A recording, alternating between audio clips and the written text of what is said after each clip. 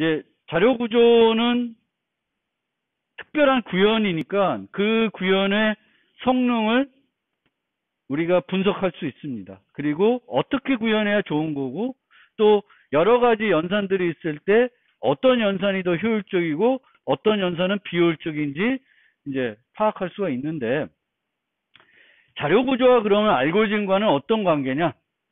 되게 밀접한 관계다라는 거예요. 우리가 문제를 해결할 때, 이 문제를 보니까 이 문제는 이런 자료 구조를 쓰면은 좋을 것 같아. 그러면 어떤 자료 구조를 쓴다는 건 어떤 알고리즘 쓰겠다는 게 거의 또 같이 나오는 거예요. 거꾸로, 이 문제는 이 알고리즘을 이용하면 될 것 같아. 그럼 이 알고리즘 이용한다는 건 또 그 알고리즘이 필요로 하는 자료 구조가 있을 거예요. 그래서 알고리즘과 자료 구조는 뗄 수 있는 게 아니라 같이 생각해야 되는 거예요. 치킨 먹을 때 맥주 없으면 안 되는 것처럼 알고리즘과 자료 구조는 되게 밀접한 거다. 그리고 알고리즘은 아까도 봤듯이 스택이라는 리포 자료 구조가 있으면 걔를 구현하는 방법은 한 가지가 있는 게 아니라 여러 가지가 있을 수 있습니다. 그럼 그 여러 가지 방법들 중에 우리는 어떤 걸 택할까요? 가장 효과적인 걸 택하겠죠. 그럼 가장 효과적이라는 게 뭘까요? 가장 효과적이라는 건 두 가지를 생각합니다. 시간 복잡도하고 공간 복잡도를 같이 생각해요. 그래서 빠르면 빠를수록 좋고, 저장 공간을 적게 쓰면 적게 쓸수록 좋은 거예요. 근데 어떨 때는 시간 복잡도는 좋은데 공간 복잡도는 좀 비싼 경우가 있고, 시간 복잡도는 비싼데 공간 복잡도는 싼 경우가 있어요. 그러면 이런 경우에는 여러분들의 응용과 여러분들이 그 응용을 사용할 환경을 고려해 가지고 골라야 돼요. 어떤 게 항상 좋다라고 말씀드리기는 힘들고, 어쨌든 가장 좋은 건 공간 복잡도도 낮고 시간 복잡도도 낮은 거예요. 여기서 낮다는 건 빠르다는 거예요. 적게 쓰는 거고.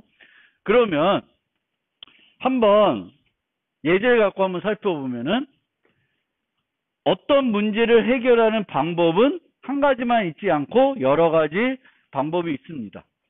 그러면 정수 배열에서 중복된 요소의 존재, 중복된 요소가 있는지 없는지를 알고 싶어요. 그러면 이 문제는 첫 번째로는 이런 식으로 해결해 볼 수 있어요. 이런 식의 해결은 전수 비교를 하는 거죠. 모든 걸 다 서로 비교해 보는 거예요. 첫 번째 요소와 나머지 요소를 쫙 비교해 보고, 그 다음에 두 번째 요소와 첫 번째 요소는 빼고 앞에 해봤으니까 두 번째 요소와 나머지 요소를 비교해 보는 거예요. 이걸 반복 계속해서 모든 요소를 한 번씩은 다 비교해 보는 거예요. 이게 이제 한 가지 방법이겠죠. 그러면 나중에 살펴보겠지만 얘의 비용은 어떻게 될까요? 얘의 비용. 우리가 비용을 생각할 때 최선의 경우가 있고 평균 비용이 있고 최악의 경우가 비용이 있어요. 얘 같은 경우에는 만약 첫 번째 요소와 두 번째 요소가 같으면 바로 끝나죠. 리턴 true로 끝나버려요. 그러면 최선의 경우에는 그냥 한 번 비교로 종료가 되겠죠. 그런데 최악의 경우는 언제예요? 언제 가장 비용이 많이 들까요? 같은 게 없는 경우죠. 같은 게 없는 경우는 모든 비교를 다 해봐야 아는 거죠. 그래서 모든 경우를 다 해봤는데도 없을 수 있죠. 그러면 다 할 거니까 그때가 최악의 경우예요.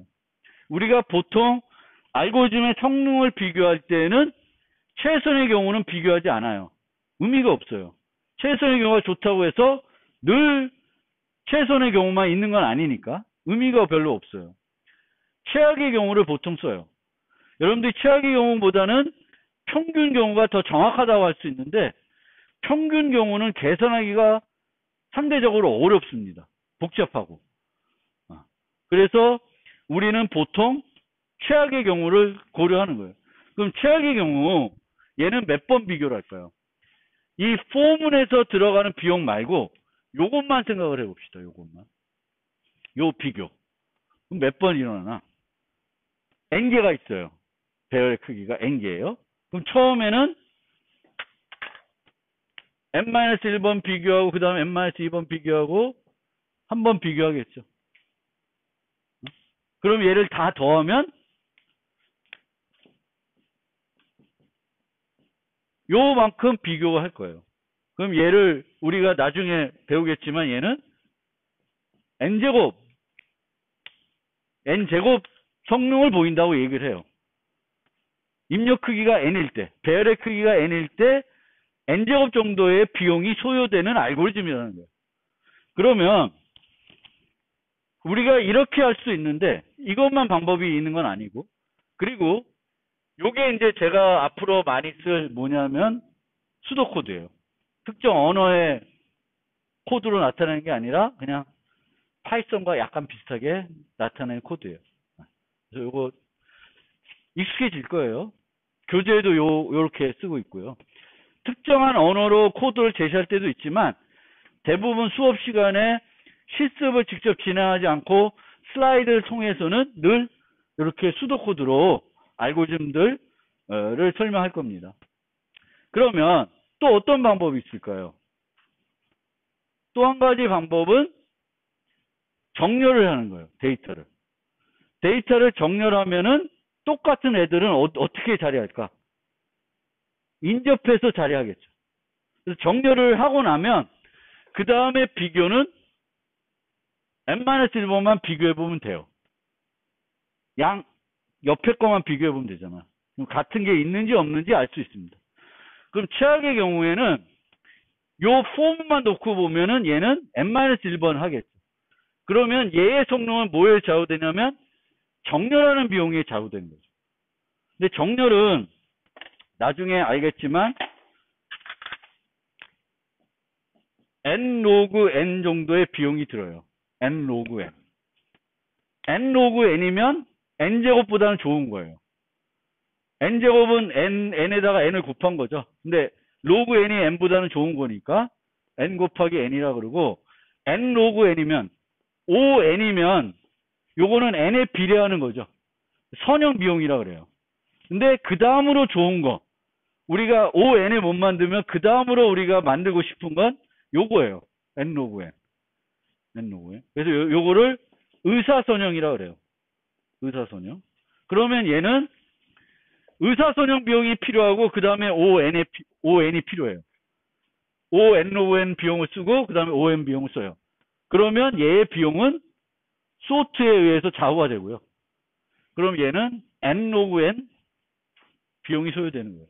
그러면 얘하고 얘를 비교했을 때 어떤 게 더 좋아요? 시간 복잡도만 놓고 보면. 최악의 경우에는 얘가 더 좋은 거죠. 얘는 n 로그 n이고 얘는 n 제곱이에요. 그러면 얘는 공간 복잡도가 어떻게 될까? 공간 복잡도. 사용하는 공간. 얘는 추가 공간을 거의 안 쓰죠. 뭐 끼케야 i변수, j변수 쓰겠지. 근데 걔는 n에 전혀 영향을 안 받죠. 그럼 얘는 어때요? 얘는 공간 복잡도가 뭐에 의해서 좌우될까? 얘는 추가 공간 써요, 안 써요? 이 정렬 함수가 어떤 함수에 따라서 달라요. 그 정렬 함수가 인라인 정렬 함수, 즉 추가 공간을 쓰지 않는 정렬 함수면은 얘나 얘나 공간 복잡도는 차이가 없어요. 근데 얘가 합병 정렬을 썼다. 합병 정렬이나 머지 소트라는 걸 썼다. 근데 머지 소트는 2배 정도의 공간을 더 써요. 그러면 얘는 공간 복잡도가 얘보다는 나쁜 거예요. 시간 복잡도는 좋지만 공간 복잡도는 얘가 더 좋은 거예요. 그래서 그런 것들을 우리가 분석할 수 있어야 돼요. 그러면 이거 말고 또 다른 방법이 있냐? 있어요. 셋이라는 걸 쓰는 거예요. 셋. 셋이라는 자료 구조는 데이터들을 저장할 수 있는데 수학에서 셋의 특징이 뭐예요? 똑같은 애들은 유지하지 않죠. 그렇죠.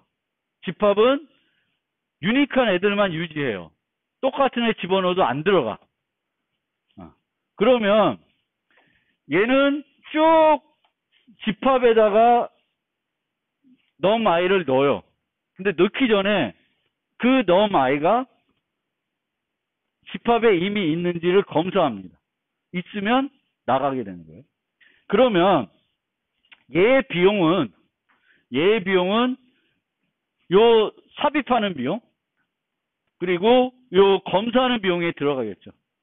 얘는 n번 하잖아요. 잘못됐다. 이거 n인데. n개 다 해야죠. 이건 n-이 아니고. 왜 n-를 했지? 네, n입니다. 그래서 n개를 다 셋에 저장을 해야 돼요. 아예 이 비용이 마음에 안 들어요. 그럼 어떻게 하면 돼? 얘를 안 해. 무조건 n개를 다 저장해. 그리고 나서 여기서 뭘 살펴보면 될까? 집합의 크기와 얘를 살펴보는 거예요. 얘와 비교해보는 거예요. 얘의 크기와. 얘의 크기와 얘의 크기가 같다. 그러면 중복된 요소가 있는 거예요? 없는 거예요? 없어요. 그러면 그거를 한번 생각해보면 쉽게. 얘 싹 지우고 이렇게 하고 여기서 S의 사이즈와 N을 비교해요. 그럼 얘가 같으면 중복이 없는 거죠. 그럼 not 해야 되겠다. 그렇죠? not 하면 되는 거죠. 중복이. 아니면 얘가 이렇게 작으면 작아도 작은 걸로 비교해도 되겠고. 비교하면은 이제 되는 거예요.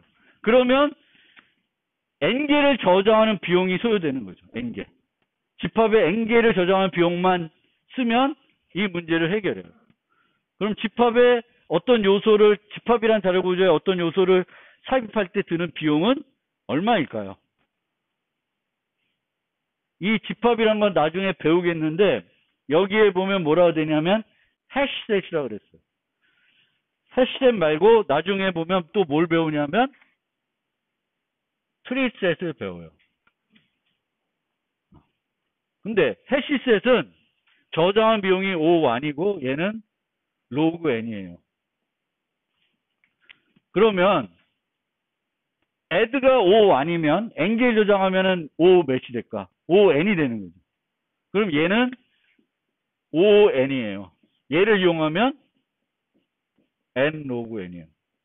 그럼 얘를 이용하면 얘랑 비용이 같은 거죠. 트리셋을 이용하면. 해시를 이용하면 ON이니까 지금까지 시간 복잡도 고려했을 때 얘가 제일 좋은 거예요. 그래서 우리가 그러면 왜 이런 걸 제가 지금 설명하냐면 어떤 문제가 있으면 이 문제를 해결할 수 있는 수많은 방법들이 있는 거고 그 수많은 방법들 중에 여러분들이 분석을 해서 가장 효과적인 방법을 찾아낼 수 있어야 돼요. 그게 이제 개발자들이 할 수 있어야 되는 거고 그걸 하기 위해서 우리가 자료구조, 알고리즘을 배우는 거고 이 자료구조, 알고리즘을 배울 때 각각의 자료구조와 알고리즘의 성능을 분석할 수 있어야 돼요. 이 성능 분석이라는 건 시간 복잡도와 공간 복잡도. 얘는 공간 복잡도가 어떻게 될까? 추가 공간 써, 안 써? 무조건 쓰죠. 왜냐하면 집합이라고 하는 자료 구조에 데이터를 저장하잖아요. 그럼 그 집합이라는 자료 구조가 얼마만큼 공간을 쓰는지에 따라서 그만큼의 추가 공간을 쓰는 거예요. 그래서 공간적인 측면에 보면은 여기서 얘가 만약에 추가 공간을 안 쓰는 그런 소팅 알고리즘 쓰면은 공간 복잡도와 시간 복잡도 측면에서 오히려 얘보다는 얘가 더 효과적일 수 있어요.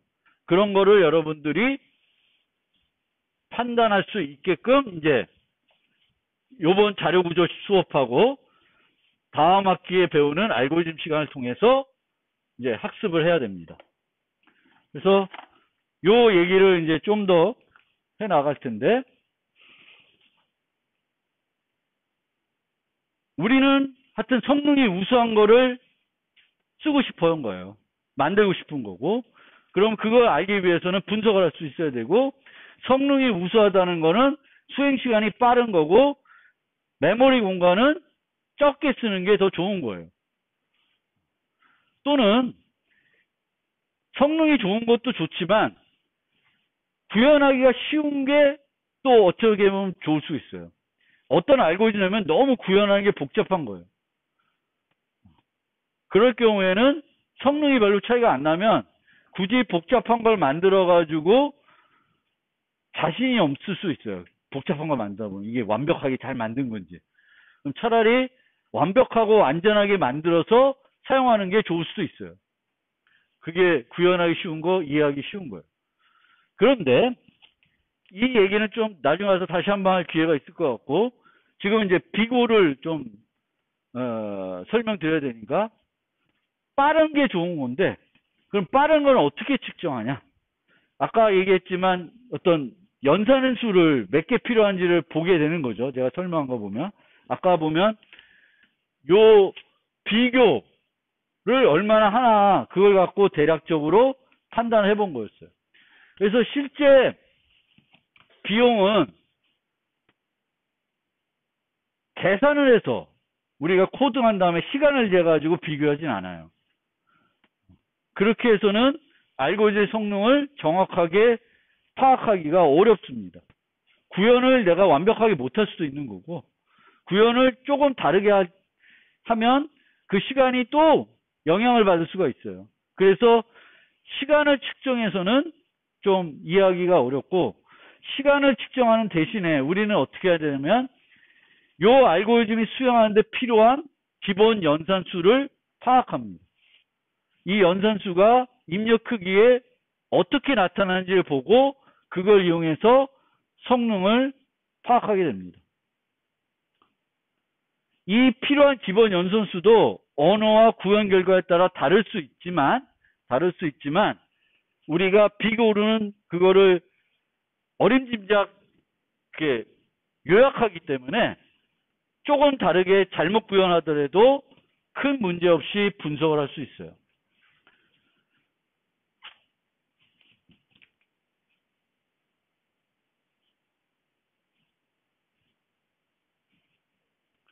그러니까 이런 간단한 예제를 또 하나 보면은 리스트에 있는 요소를 파일에 기록한다. 얘의 성능이 어떻게 될까? 그러면 알고리즘이 파일을 열고 리스트에 있는 요소들을 하나씩 반복하면서 저장해요. 그 다음에 리스트를 닫아요. 그러면 전체 비용은 여는 비용, 닫는 비용, 요 비용이 들겠는데 여는 비용하고 닫는 비용은 요소의 개수하고는 아무 상관이 없죠. 늘 똑같은 비용이 들 거 아니에요. 10,000개를 저장하든 1,000개를 저장하든 영향을 안 받아요. 그러면 상식적으로 보면은 얘의 비용은 어디에 좌우가 돼요? 요 화일문에 좌우가 되는 거죠. 요소의 개수. 그리고 각 요소의 개수를 저장할 시간에 비례하니까 결국은 n에 비례하게 되는 거죠. 선형 비용이 드는 거예요. 100개를 저장할 때하고 1,000개를 저장할 때 비교해 보면은 1,000개를 저장할 때는 100개를 저장할 때와 비교해 봐서 10배가 더 드는 거죠. 그런 식으로 우리가 파악하게 되는 거예요.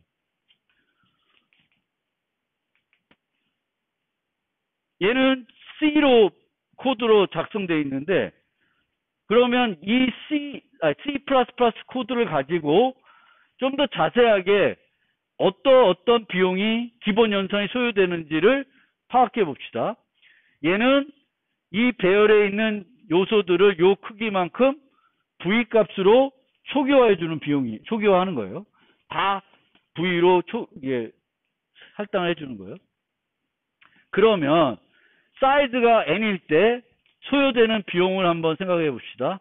처음에 i equal 0을 해야 되겠죠. 대입 연산이 하나 필요한 거예요. 그래서 하나 필요하고 그 다음에 i와 사이즈를 반복하면서 계속 비교하겠죠. 결국은 n 플러스 1번 비교할 거예요. n번 비교해야 되겠고 마지막에 한 번 더 비교해서 이제 더 이상 안 해도 되겠구나를 알게 됩니다. 그러면 n 플러스 1번 비교를 하게 되겠고 i 플러스 플러스는 총 n번 일어나게 돼요. 그리고 요 과정이 n번 일어나요. 그러면 비교 비용하고 대입 비용하고 이게 뭐 서로 같은 비용은 아니죠. 대입 연산, 비교 연산, 뭐 곱셈 연산, 덧셈 연산 이걸 다 기본 연산이라고 하는데 쪼개질 수 없는 연산인데 걔네들의 각각의 비용은 다를 수 있어요. 근데 우리가 비고 분석할 때는 그건 무시합니다. 그러니까 기본 연산이 몇 개만 들어가냐를 그냥 전체적으로 세는 거예요. 그러면 총 몇 개가 필요하냐면 3n 플러스 2개의 기본 연산이 필요한 거예요. 이렇게 구현하면. 그러면 이렇게 보게 되면은 결국은 이 알고리즘의 비용은 뭐에 비례해요? n에 비례하는 거예요. n의 선형 비례하는 거예요. 그러면 이제 만약에 내가 어떤 알고리즘이 주어졌는데 그 알고리즘을 이런 방법을 써가지고 그 필요한 연산수를 계산했더니 식이 어떻게 나왔냐면 A 알고리즘은 5n 제곱 플러스 1이 나왔고 B는 3000n 플러스 100이 나왔어요. 그러면 어떤 알고리즘이 더 좋은 거냐? 하나는 이렇게 나오고 하나는 이렇게 나왔어요. 그럼 실제 수를 대입해 보면 처음에는 얘가 더 많이 들어가는 거죠. 그렇죠? 처음에는. 근데 가면 갈수록 어느 게 더 많이 들어가요? 이쪽이 많이 들어가죠. 이쪽이 더 비용이 많이 소요돼요. 즉, 그 얘기는 뭐냐면은 결국은 이 n이 커지면 커질수록 뭐에 의해서 좌우가 되냐면 이 식의 최고차항에 의해서 좌우가 돼요. 얘는 최고차항이 뭐예요? n제곱이고 얘는 n이에요. 그럼 이 n에 아무거나 뭐가 있든 이게 나중에 결국 n이 어마어마하게 커지면 이거와 상관없이 얘가 더 느리게 되는 거예요. 얘가 더 많은 시간을 고려하게 되는 거예요. 그래서 이렇게 해서 우리가 분석을 해보면 결국은 얘는 5n 제곱이라고 하고 얘는 5n이라고 그래요. 선형 비용이 든다. 얘는 근데 이렇게 했을 때 얘가 알고리즘이 어떨 때 좋다는 거예요. 항상 좋다는 건 아니죠. 빅5가 이렇게 나왔을 때 빅5 측면에서 보면 얘가 더 좋은 건데 얘가 더 느리게 증가하니까 얘가 더 빠른 건데 항상 그런 게 아니라 이 빅5는 뭘 의미해요? n이 매우 클 때만 의미가 있는 거예요. 내가 어떤 응용을 만드는데 내 응용에서는 n이 끼케야 100개밖에 안 써. 100개라는 건 컴퓨터로 치면 무지무지 작은 거예요. 그러면 알고리즘의 성능이 별로 의미가 없어요. 금방 다 되는 거야. 그러니까 보통 우리가 그 어떤 알고리즘 여러분들 경시대 문제 같은 거 풀어본 사람도 있을 텐데 거기 보면 빅5를 직접 측정하는 게 아니라 시간 제한을 1초를 줘요. 그렇죠? 그러면 1초 이내 끝나면 우리 인간은 어떻게 느끼는 거야? 매우 빠르다고 그냥 느껴요. 그게 조금 더 빠르든 많든 별로 그 차이를 우리는 인간은 못 느끼는 거예요. 근데 1초만 넘으면 느리다는 걸 느끼는 거죠. 얘는 되게 오래 걸리네. 1초 이내로 끝나면 그냥 수가 끝난 거니까 금방 끝났나 하고 생각하지만 1초가 넘어간 순간 이제 차이가 나는 거예요. 근데 그 1초가 넘어가려 그러면 데이터가 웬만큼 크지 않고는 알고리즘이 웬만큼 이 고가이지 않고는 그렇게 안 되는 거예요. 그래서 우리가 알고리즘을 분석하고 뭐 이렇게 하지만 결국 내가 사용하는 데이터의 크기가 얼마 안 돼. 그러면 뭐 어떤 알고리즘 쓰든 별 차이가 없어요. 그러니까 내가 알고리즘을 이 문제를 푸는데 n이 끼케야 100개야. 그럼 이거 실제 측정해 보면 이런 애들이 더 빠를 수가 있어요. 얘가 항상 빠른 게 아니라. 그래서 이 우리가 알고리즘의 비교를 분석하는 건 아까 어떤 경우를 분석했어요? 최악의 경우를 분석했고 그 다음에는 이 알고리즘을 분석하기 위해서 뭘 셌냐 하면은 여기에 소요되는 어떤 연산들을 계산해 가지고 그거를 최악의 경우에 필요한 연산수를 이런 식으로 나타내고 이 식으로 나타낸 식을 비고에 의해서 어떻게 표현하게 되는 거예요. 근데 그 비고로 그렇게 표현했을 때 그 비고의 성능의 의미는 언제예요? 최악의 경우 n이 매우 컸을 때만 의미 있는 비교 방법이 되는 거예요. n이 작으면 의미 없다. 알고리즘이 의미가 없는 거예요. 정확하면 땡이야. 그냥 정확하면 돼.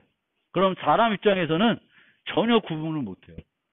이게 빠른지 느린지 그 차이를 사람이 못 느껴요. 그 사람이 못 느끼면 뭐 의미가 없는 거죠. 그래서 비교표기법은 최악의 경우에 알고리즘이 특정 수준과 같거나 빠르다는 것을 나타내는 거예요.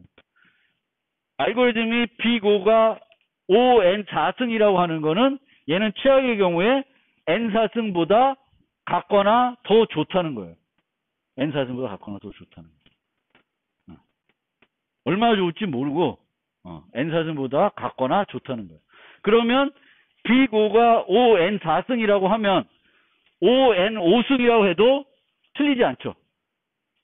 A가 ON4승이야. 증명을 했어. 그러면 얘는 이 A라는 알고리즘은 N4승보다는 같거나 좋은 애예요.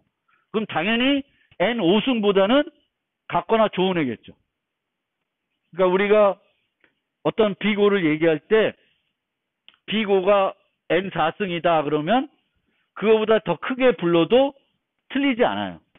얘를 얘는 최고창이 N4승이니까 이렇게 표현하는데 얘를 N5승, N6승 이렇게 표현해도 틀리지 않아요. 근데 얘를 N6승이라고 표현할 이유는 없겠죠. 가장 내가 제일 잘 알고 있는 최저값으로 표현하는 거예요. 그게 이겁니다. N4승. 그래서 이렇게 다항식을 나타나면은 요 다항식에서 나머지 다 버리고 최고창 뺀 나머지를 다 버리고 앞에 있는 개수도 버리고 얘만 취하게 되면은 그게 빅 O라는 거고 이 빅 O는 언제만 의미 있어요? n이 매우 클 때만 의미가 있는 거예요. n이 제법 커야 의미가 있지 n이 작으면 의미가 없습니다. 그래서 얘는 최소 상한 수준과 같거나 빠르다는 걸 얘기하는 거고 보통은 우리가 알고리즘은 서로 다른 문제를 해결하는 알고리즘은 비교를 안 해요. 우리는 알고리즘의 성능을 비교하는 이유는 똑같은 문제를 푸는 알고리즘인데 이 둘 중에 하나를 선택하고 싶은 거예요. 정렬하는 알고리즘하고 검색하는 알고리즘을 서로 비교할 일이 없어요. 그래서 늘 이 알고리즘의 비교는 같은 문제를 해결하는 걸 비교하는 거예요. 그래서 저런 애들을 걸러내도 문제가 없는 거예요. 전혀 성격이 다른 애들이면 뭐가 달라지냐면 사용하는 기본 연산들이 매우 달라져요. 그럼 의미가 좀 달라지는데 같은 문제를 푸는 그 알고리즘들이면 기본적으로 사용하는 기본 연산들은 비슷비슷해요. 전혀 엉뚱한 걸 쓰지 않는다는 거예요. 그래서 이 빅오는 같은 문제를 해결하는 것들을 비교하는 거고 빅오 말고 빅오메가, 빅세타 뭐 이런 것들이 있는데 그거에 대해서는 나중에 알고리즘 시간 가서 좀 더 자세히 배우고 우리는 빅오. 빅오는 상한이다. 얘보다 좋거나 빠르다는 거예요. 좋거나 빠르다를 분석할 때 쓰는 겁니다. 빅오. 그래서 빅오를 우리가 그 표준 시간 복잡도가 있어요. 표준 시간 복잡도. 뒤에 나올 텐데. 표준 시간 복잡도. 우리가 많이 살펴보는 거예요. 그래서 우리 알고리즘이 이 중에 어디에 속하는지를 알고 싶은 거예요. 우리는 실제. 우리가 만든 알고리즘 또는 우리가 만든 자료 구조의 특정 함수가 어떤 성능, 이 중에 어디에 해당되는지, O1에 해당되는지, 로그 n에 해당되는지 살펴보는 거예요. 그리고 얘를 그래프로 표현하게 되면은 이렇게 되는 거예요. 그러니까 n이 작을 때는 서로 비교해봤자 그 차이가 되게 미미한 거예요. 모르는데 n이 조금만 커지면 O1과 n제곱과 이거는 엄청난 차이가 나는 거죠. 그래서 우리가 이들 중에 어디에 얘네는 보면은 n이 아무리 증가해도 늘 똑같은 비용이 들어가는 거죠. 그러니까 이런 애들이 좋은 거예요. n이 증가해도 그 증가하더라도 속도에 덜 영향을 주는 그런 게 좋은 알고리즘입니다. n이 커지면 커질수록 기하수급수로 느려지는 건 우리는 못 쓰는 거예요. 이런 애는 실제 우리가 응용해서 사용할 수가 없어요. n이 조금만 커도 끝나는 걸 기다릴 수가 없는 거예요. 그래서 우리는 일반적으로 원하는 건 얘면 좋겠지만 요 정도는 됐으면 좋겠어요. 문제의 크기에 비례는 최소화했으면 좋겠다는 거예요. 근데 ON을 만드는 것도 쉬운 건 아니에요. 어떤 문제들마다 ON의 알고리즘을 만드는 게 어려운 문제입니다. 그런데 이제 빅5를 어떻게 계산하는지 이해하셨어요? 빅5를? 그러니까 알고리즘을 내가 만들었어. 어떤 언어로. 그럼 대략적으로 이 언어에 필요한 기본 연산들을 세요. 그리고 걔가 그 입력 크기에 얼마나 어떤 식으로 나타나는지를 보면 이제 빅5를 계산할 수가 있습니다. 보통은 빅5는 알고리즘에 뭐에 되냐면 그 알고리즘을 구성하는 반복문을 살펴봐야 돼요. 반복문 살펴봐야 되겠고, 입력의 크기는 보통 배열의 크기, 배열에 저장된 요소의 개수, 이렇게 생각해서 그냥 직관적으로 적용해서 빅5를 계산하면 아무 문제 없이 파악할 수가 있습니다. 그런데 모든 경우가 그렇게 깔끔하게 분석이 되지 않고, 예를 한번 봅시다. 예, 이 알고리즘. 주어진 x가 소수인지 아닌지 판단하는 거예요. 소수인지 아닌지 판단하려면 원래 가장 무식한 방법은 2부터 x-1까지 나눠보는 거예요. 다 나눴는데도 안 나눠지면 얘는 소수가 되는 거죠. 근데 실제적으로 어떤 수가 합성수가 되려면 나눠진 수가 있어야 되겠고, 그 나눠진 수는 뭐보다 작아야 돼요? 그 수의 루트 x보다는 작아야 돼요. 루트 x보다 작지 않으면 안 되지. 왜냐하면 나눠진다는 걸 걔와 또 뭐가 곱해서 얘가 되는 건데, 이 두 개가 둘 다 루트 x보다 크면 곱하면 x보다 커지죠. 그러니까 둘 중에 하나, 이렇게 돼야 얘가 소수가 아닌 거죠. 합성수가 되겠고, 그럼 이 a와 b는 둘 중에 하나는 루트 n보다는 작아야 돼요.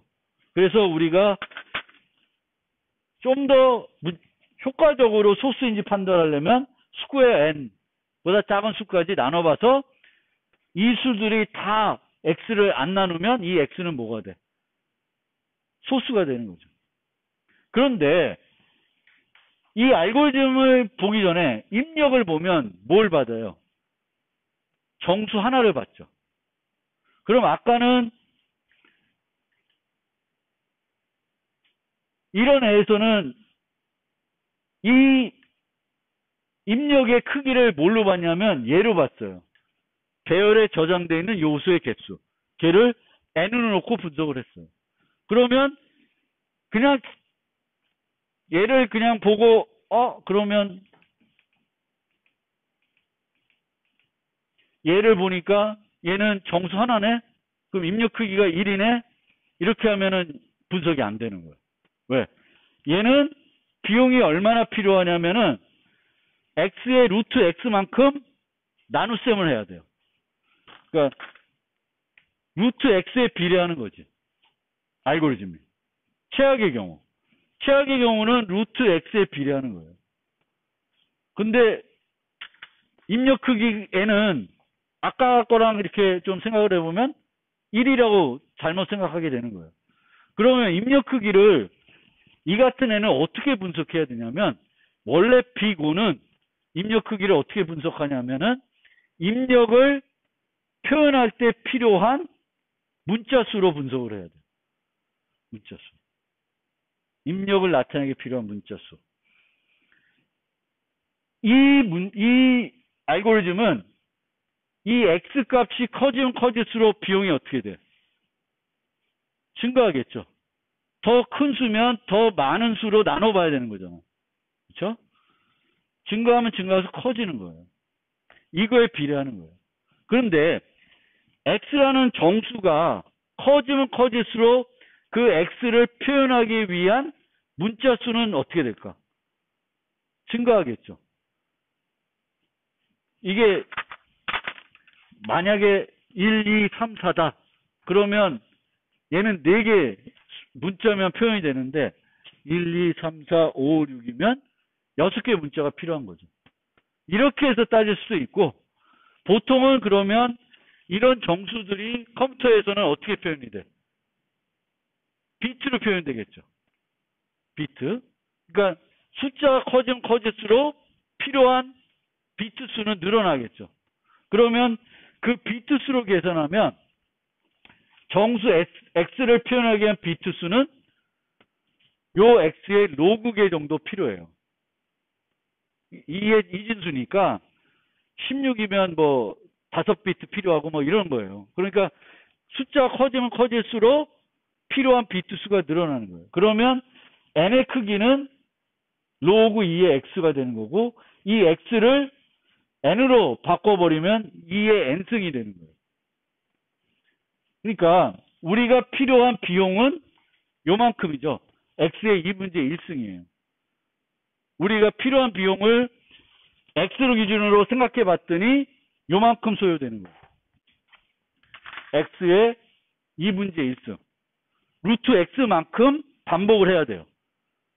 근데 이 루트 x만큼 반복한 거를 필요한 비트 수로 바꿔보니까 x는 2의 n승이 되는 거예요. 2의 n승이에요.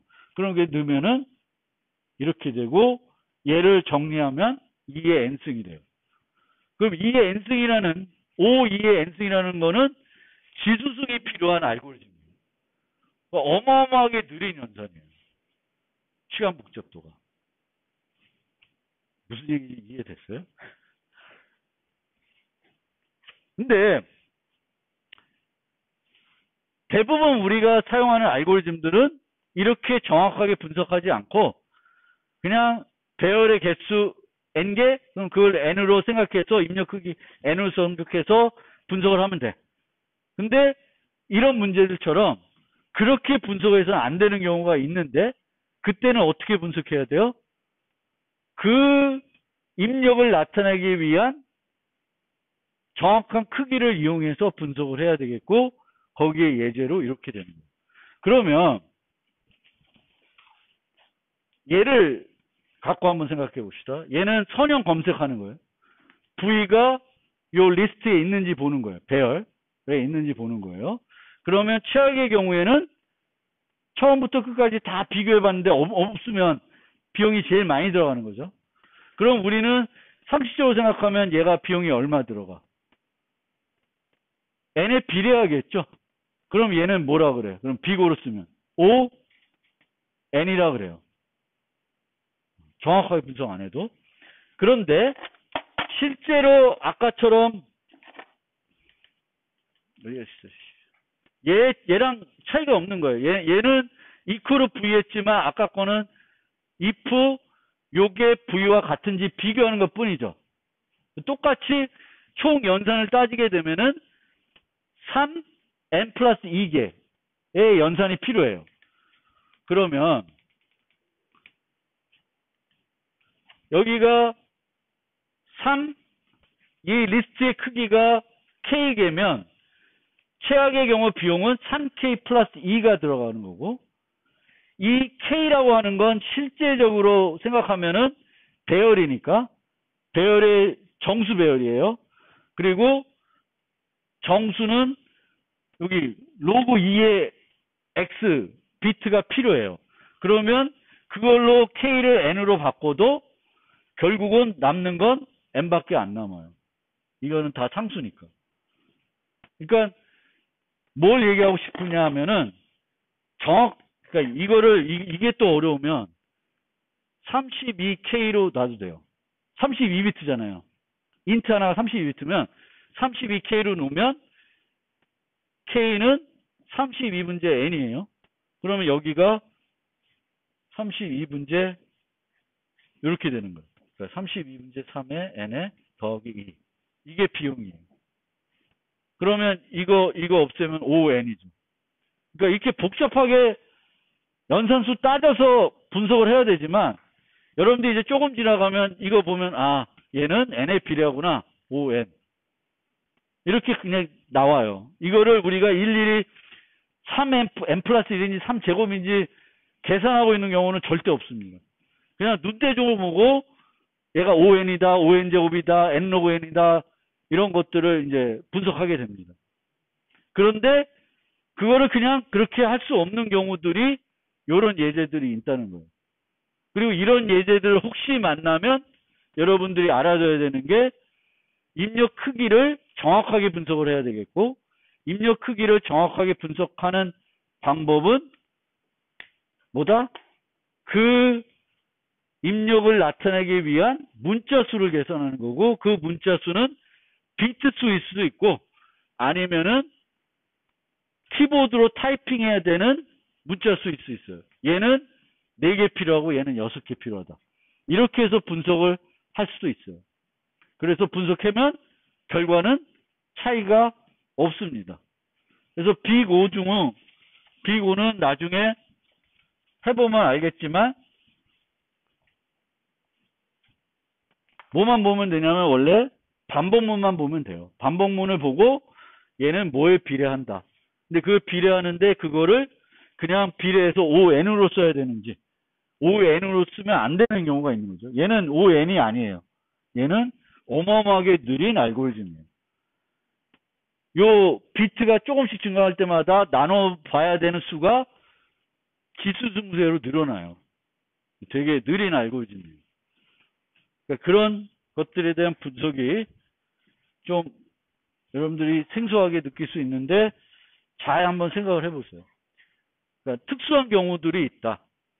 어림짐작해서 분석하면은 오해할 수 있는 상황이 있다.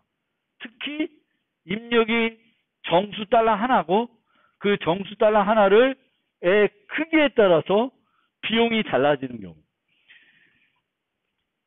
여기도 V 정수 하나 들어가죠.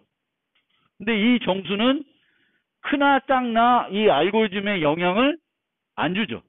여기서 비교만 할 뿐이지 얘에 따라서 반복해야 되는 횟수가 달라지진 않아요.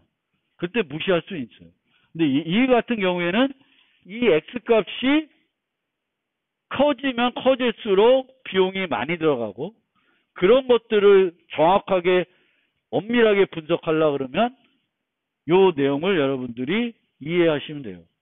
그리고 이 내용을 이해해서 이런 알고리즘도 얘와 똑같이 적용해도 우리가 대충 계산한 것과 아무런 차이가 없습니다. 그 다음에 요것까지는 대충 설명드리고 다음 시간에 한 번 더 설명드릴 텐데 아까 요 이전까지의 예제들은 결론적으로 나오면은 ON 하나의 변수만 여기 나타나요. 입력 크기 n에만 비례하는 거예요. 근데 어떤 애들을 분석해 보면 분석 결과가 OMN 서로 다른 독립적인 변수들에 의해서 영향을 받는 알고리즘들이 있어요. 그러면 그런 알고리즘들은 그냥 하나로 바꿔서 쓰려고 노력하지 말고 이렇게 그냥 쓰는 거예요. 그러면 어떤 n인지 잘 모르겠는데 하나는 OMN이고 하나는 M 플러스 N이고 하나는 M 로그 N이에요. 그럼 이 중에 어느 게 제일 좋아요?